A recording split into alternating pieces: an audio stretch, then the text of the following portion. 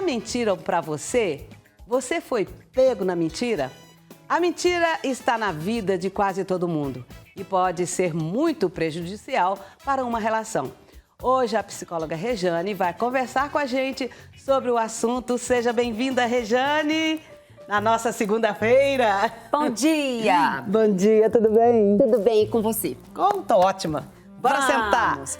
Bora sentar, bora recomeçar. Vamos lá, porque a mentira tem perna curta, mas a nossa conversa é longa. É longa. E vamos falar vamos sobre esclarecer. O que leva uma pessoa a mentir? Tem tantas possibilidades, né, Cleide? Tem. Agora, a gente fica pensando assim, puxa, mas é sério, o ser humano mente mesmo? Mente. Saiu... Gente, eu fiquei tão em alerta com essa pesquisa que eu li, pode acreditar, uma pesquisa norte-americana mostrou, ouvindo narrativas de adultos, 60% desses adultos falaram alguma mentira em 10 minutos de conversa. Meu Deus! É assustador Não mesmo? é? Mas não é aquela mentira tão grande, não. Mas são mentiras, até coisas muito corriqueiras, como alguém perguntar pra gente, como você está? E a pessoa dizer, tô bem. E lá no fundo, ela não está bem. Uhum. Então, a gente tem esse... É muito comum, né, na nossa interação, a gente ter esse predomínio de uma narrativa nem sempre condizente ali com a verdade. Pois é. Existe mentira do bem, mentira boa, mentirinha de nada? Mentira branca, né? Mentira sem importância, né? A gente faz alguns formatos na vida para tentar evitar um contraste maior, evitar um certo dano, aquilo que a gente interpretou que seria mais fácil de fazer naquele momento. Então, tem até algumas... Sabe aquela mentirinha ali que você fala até para uma criança?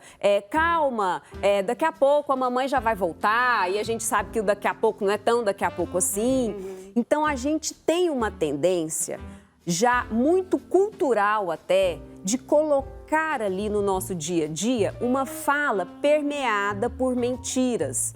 Essas mentiras que a gente julga que não vão provocar um grande dano, uma grande perda de elo de confiança, é o que a gente julga como uma mentira branca. Uhum. Aquela mentira, se eu tô mentindo, mas é pro seu bem. Uhum. Nem sempre é assim, mas nem todo mundo que comete essa mentira tem um desejo maldoso com a outra pessoa. Pode ser realmente uma tentativa de proteger o outro. Mas a gente tem que tomar um cuidado muito grande, porque às vezes aquilo que a gente está achando que é uma mentirinha que não faz tanto, não tem tanta importância assim, eu estou sim deixando de ser autêntica na minha fala, na minha interação com a pessoa. Pois é. Existe então essa mentira que a gente tá dizendo aí que é uma mentirinha leve. É igual a invejinha, né? Invejinha. Mas muitas vezes a gente tem que mentir, a gente mente por umas situações. Por exemplo, uma mulher que ela é muito poderosa, ela é empoderada, ela é muito forte, ela é decidida, ela tem que esconder um pouco isso, porque ela assusta. Quase que ela tem que mentir. Isso. O que ela sabe, o que ela pensa. Ela quase que tem que fazer meio que um papel de boba. Sim. Porque senão, se ela for muito verdadeira e já demonstrar tudo aquilo que ela já percebeu na frente de todo mundo, ela pode ser mal interpretada. Pois é. E por que é isso? Aí a gente tem que ver. Aí vamos lá. Nós vamos pegar então, gente, toda essa dimensão cultural. Então vamos lá. Quando a gente mente, a mentira tem uma função. E olha, Cleide, assim, mentira para o nosso cérebro, ele é uma atitude que demanda mais energia. Por isso, vocês já viram em filmes e tal, tem até aquela história de detector de mentira, né? Mas o que a gente sabe? Quando a gente tem uma fala de mentira, o cérebro funciona diferente, ele gasta mais energia. Porque é um ato que causa uma certa ansiedade, um certo medo. Medo de ser descoberto. Então, a pessoa tem que criar a informação em cima do que é a memória verdadeira. Entendeu? Então, vamos imaginar uma mentira. Eu fui para tal lugar e a pessoa fala, onde você estava? E eu falo que eu estou em outro lugar. Para o meu cérebro ir para essa informação, eu estava nesse outro lugar, ele cria essa informação. Ele não está indo lá resgatar a informação que já está na nossa memória. Então, ele tem maior esforço frontal. Eu tenho uma tendência da minha linguagem não verbal a ficar, às vezes, tendo dificuldade de olhar nos olhos. O timbre da minha voz pode ficar mais trêmulo. Eu posso ficar inquieta com alguma parte do meu corpo. Então, tem ali uma tensão. Observe, é um esforço a mais. Aí, o que a gente tem que hoje pensar aqui é assim, por que a gente tantas vezes vai recorrer a esse recurso que demanda da gente maior esforço? Tem alguma função. Então, pode ser que a pessoa esteja ali precisando, interpretando que ela tem que camuflar o que ela pensa, o que ela sente, o que ela sabe, o que ela fez. Ela tem que camuflar com medo dessa retaliação. Pode ser, algumas pessoas chegam ao ponto de de mentir para chamar a atenção. Existe até isso. A pessoa mente para chamar a atenção, então ela pode se colocar numa narrativa muito mais vitimizada, ou ela pode contar uma história de uma maneira muito mais floreada, porque aí ela fica muito mais interessante. Ou seja, gente, quando a pessoa está mentindo, ela está indo para um lugar mais fácil dela suportar. Nossa! Pois é. É pesado quando a gente ouve isso, não é? Mas é. Mas é verdade. É porque se ela for muito autêntica, se ela estiver ali se colocando no mundo exatamente como ela acha que isso é difícil. Ou porque pode ser muito ousado e aí o ambiente vai ter dificuldade de reconhecê-la e validá-la, ou porque, de fato, quando ela se coloca no mundo naquele formato, ela acha que é um formato insuficiente, ruim, então ela faz essa maquiagem em cima da verdade. E a pessoa que mente muito frequentemente, isso é um transtorno psíquico? Isso. Agora, quando a gente fala de mentira, pessoal, a gente tem que ter uma noção bem importante, que é a frequência, né? A quantidade de mentiras que uma pessoa começa a dizer. Então, vamos lá. Essa mentira meio corriqueira, porque essa honestidade o tempo inteiro, a gente fica achando até que ali está faltando um trato social, né? Então, assim, poxa, você tem que ter mais habilidade, você não precisa falar todas as verdades, você pode, assim, né? Alguém te oferece alguma coisa, você come e fala assim, ai, não gostei, então dá uma maneirada, contorna aí. Você pode falar o não gostei com formato mais leve, tudo mais. Mas tem algumas pessoas que começam a ter um nível de frequência de mentira, e aí em vários contextos. Quando isso se acumula muito, é muito frequente, aí nós já estamos falando de situações mais características de uma grande dificuldade de se colocar no mundo ali no convívio social. Então, por exemplo, eu posso ter uma grande frequência de mentira para tirar proveito de alguém. Isso, gente, é muito comum, por exemplo, na sociopatia. Entendeu? Então, eu faço aqui que sou sua amiga e tudo mais, mas eu quero tirar vantagem. Pra quê? Pra te tirar ali, te roubar, te trair em algum aspecto. Tem alguns transtornos, por exemplo, o transtorno borderline de personalidade, que a pessoa fica querendo chamar sempre muito atenção. Tem pessoas que chegam a criar histórias assim de que foram violentadas, e aquilo ali verdadeiramente não aconteceu, mas para chamar aquela vitimização que ela tanto sente necessidade de sentir. Então, tem esses contextos. Aí a gente tem que tomar um pouquinho de cuidado, porque esse alto nível, né, de mentira, a gente pode estar lidando realmente com um quadro mais psicopatológico. Então, a terapia cognitivo-comportamental pode auxiliar no tratamento desse mentiroso patológico? Vamos pegar aqui.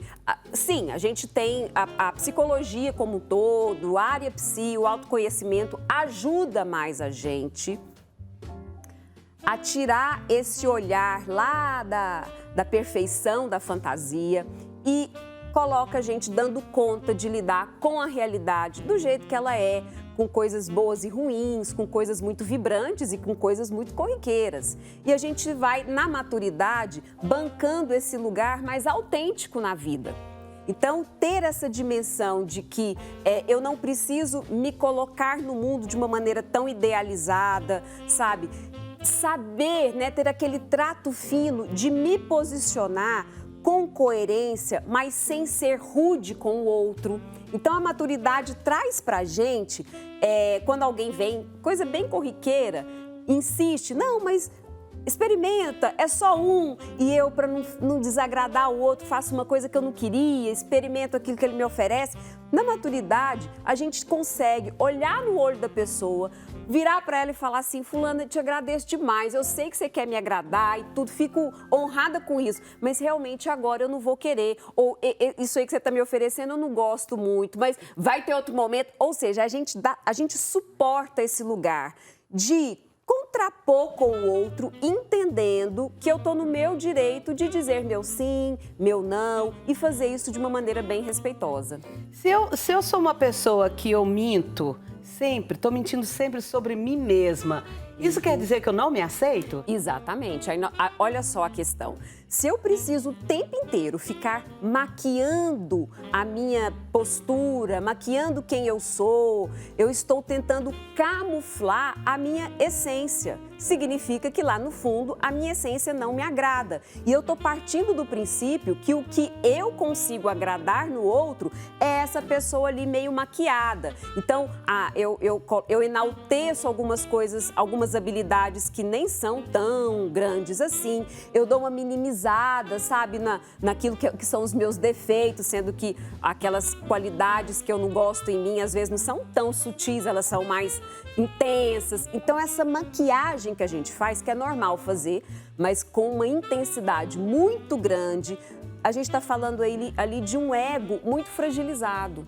Então, pessoas que precisam ficar recorrendo tanto a essa mentira, a essa camuflagem de si, na verdade, ela está com uma autoestima muito baixa, porque ela acha que se colocar no mundo com autenticidade, com o que ela entende, com o que ela sabe, com o que ela não sabe, com o que ela concorda e com o que aquilo até naquele momento ela não concorda, ela acha que tudo isso é insuficiente, não agrada ao outro. Ou seja, ela se coloca no mundo absolutamente escrava do julgamento do outro. Mas, na verdade, isso é uma grande bobagem, né? Porque você sendo uma pessoa interessante ou não, você tem um lugar no mundo. Com certeza. E, Cleide, olha, ainda bem, a gente está vivendo um paradoxo, na verdade. Porque, por um lado, a gente tem um ambiente hoje muito mais plural, muito mais cabível da gente concordar, da gente discordar. A gente concorda em discordar e tá tudo certo. O mundo tá cada vez menos padronizado, então a gente pode singularizar o nosso jeito de ser. Isso é tão bacana, isso é tão bom.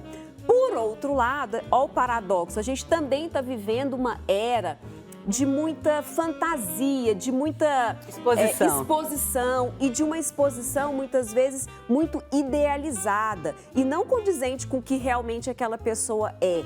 Principalmente, gente, quando a gente vai para esse repertório, né, das redes sociais. Tem gente que destoa tanto do que ela demonstra ali numa tela de celular, de computador, e aquilo que ela é na essência. Então, eu acho que aqui, essa nossa conversa, o principal dela é a gente pegar e dar uma refletida. Em que aspecto da minha vida eu estou mentindo ou eu estou camuflando aquela verdade? Que necessidade é essa que eu estou tendo de me colocar no mundo assim de uma maneira tão que eu acho que aquela outra maneira é tão mais empolgante, tão mais interessante? Por que não aquilo que eu tenho e carrego como essência eu estou desvalorizando? De repente não precisa ser assim. E quando a pessoa costuma mentir, e o outro sempre percebe ou não? Às vezes não. Essa que é a questão. E algumas pessoas podem se tornar, né, mentirosas crônicas, que é a mitomania. Então, pessoas que têm até nome, então.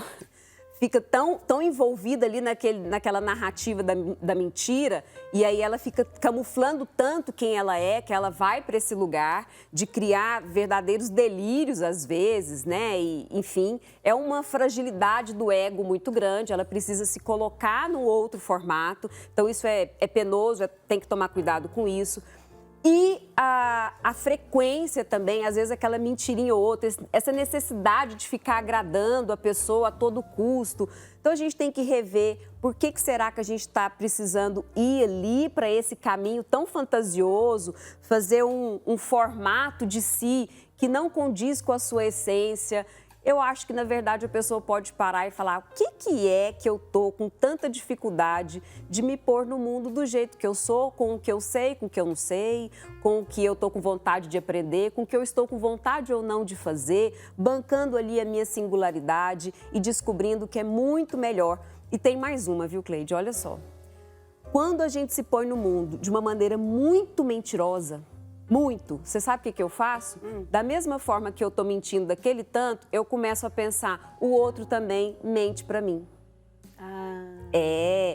Se eu sou capaz de olhar no olho de alguém e emitir uma mentira, eu parto do princípio que o outro também é capaz de olhar para mim e também. Então, aquilo que eu estou fazendo comigo, eu acabo projetando que o outro pode ter condição de fazer o mesmo. E aí a gente fica nesse circuito muito superficial de relação e a vida é tão boa, ela é tão bacana para a gente vir para a essência, não precisamos camuflar para esse lado.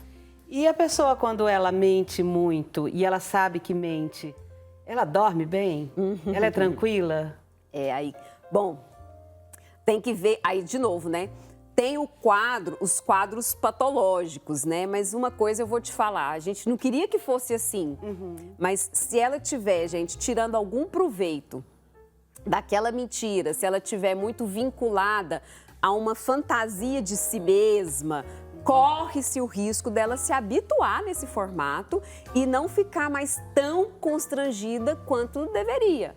Porque a gente parte do princípio que, poxa, se eu estou emitindo uma narrativa que não é verdadeira, isso aí automaticamente deveria